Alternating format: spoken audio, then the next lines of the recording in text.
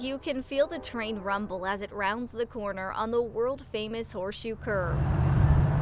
The National Historic Landmark is considered revolutionary for the time it was built. And they basically made it so you could travel from Philly to Pittsburgh in a day. Engineers were able to figure out a way to build a railroad on the side of the mountain to make traveling quicker. If you were living in Philadelphia, New York, and you want to travel across the country, you're pretty much traveling on the Horseshoe Curve early on.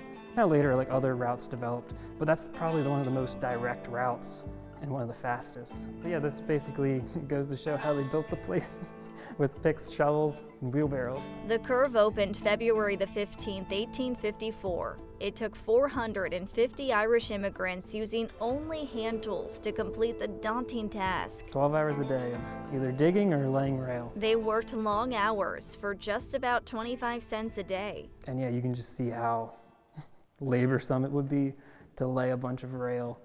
And keep in mind, this is, solid iron and steel. That's not light. The attraction became known as one of the 8 engineering marvels of the world. It was very early on that they started calling it the Horseshoe Curve because it's the shape. And helped put Altoona on the map. And I mean, you can't really talk about the history of Altoona without talking about the history of the curve, because the curve kind of contributed to the birth of the city.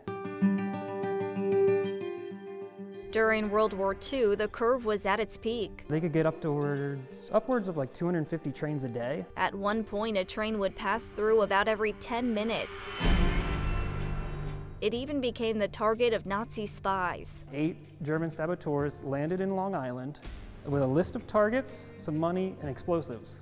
And on that list, there was aluminum plants, the hydroelectric dams up at Niagara Falls, and then the Horseshoe Curve. And they actually had railroad police and military police here guarding the curve until the end of the war. Now people from all over the world come to Altoona to see the attraction. And there's people from, you name it, they've come here. When you visit, you not only get to learn about its incredible history inside the museum, but you also get to enjoy the beautiful views and watch the many trains that pass through.